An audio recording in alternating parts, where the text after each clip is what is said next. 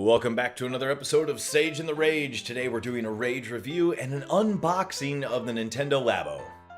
So today we're checking out Nintendo's newest product. It's interesting. They've decided to make cardboard toys for kids. And, you know, PlayStation 4 will soon have the Styro, and next after that will be the milk jugs for the Xbox One, it'll be the Juggo. But what we're talking about now in the actual video here is the design your own Toy-Con using your own household items Toy-Con Garage.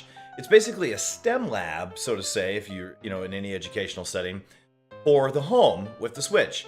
And you can program the Switch to interact and the Joy-Cons to interact with daily household items like, as displayed on the box, you can turn a tennis racket into a guitar.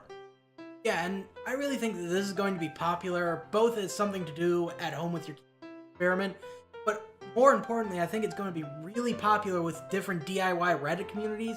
I'm waiting to see what they can really do with this kind of stuff.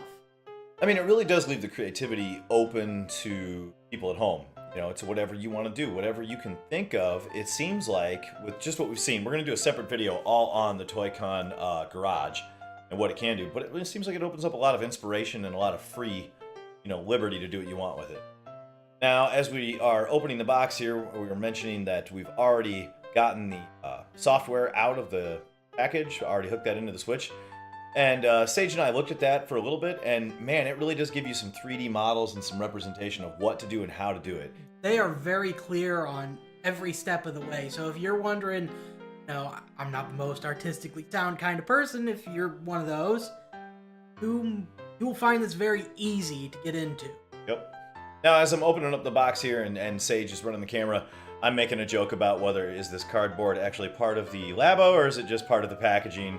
We had a little package of some strings, some little facets, and some other items. And now, basically what's in the box is just all these sheets of corrugated cardboard that is ready for you to pull apart and start building things with. And what we're going to get into as we're unboxing these is just all the different things. There's a digital face here, what seems like a clock. There's the roof of the house, and one of the little Joy-Con ports to be built. Now, as we're opening this up, I'm demonstrating just how easy it is to pop the corrugated cardboard pieces out of the actual thing. So I'm going to go ahead and remove one of these now. And it comes out nice and easy.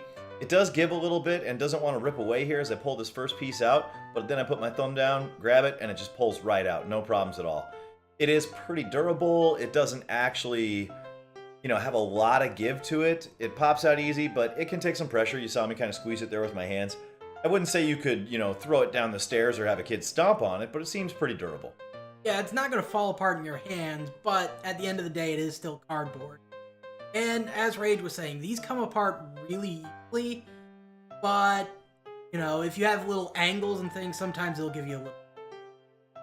So as you saw there, we had the green sheet was the RC car, with like this little bug that you move. And now we're showing off what is the house, which is the logo up top. So every corrugated piece comes with a letter and a logo letting you know that it all goes together. So there was part A for the house, part B for the house, corrugated slide C, template D. There's just a lot of templates for these. So some of these seem like they're pretty easy and some of them seem like they're pretty complicated. Next up is the motorcycle control, and this looks really neat. The Switch actually plugs in and you grab it by the handlebars and in a 3D real environment adjust what happens in the game screen like you're actually steering a motorcycle. Yeah, and in the software itself, Nintendo showed off that you can actually design your own tracks. And what it looked like how that was done is you pick up the Nintendo Switch, you can actually twist it around into different ways, and you can make some crazy tracks that obviously don't exist in real life. So again, going into being able to kind of be creative with it, you can create your own tracks with it. And that's cool too. It opens up, again, the creativity for whoever is at home using this.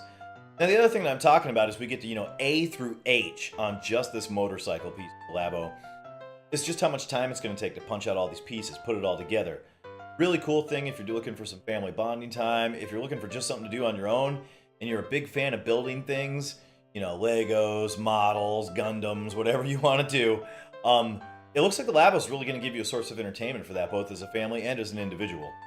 Yeah, it's definitely a good project if you're a puzzle guy or even a family get-together. Now, next here are these blue sheets are the fishing rod, which this is a fishing game. If you've ever played, like, you know, Ultimate Bass Fisher or whatever, that's what you've got here. Yeah, it's kind of interesting. As we pulled out that bag in the beginning of the video that had the strings and the facets and stuff, the orange string is for this. You can actually, as my hand motion there was kind of showing off in the video, you can actually reel up the actual string as if it's an actual reel back and forward and actually cast it out.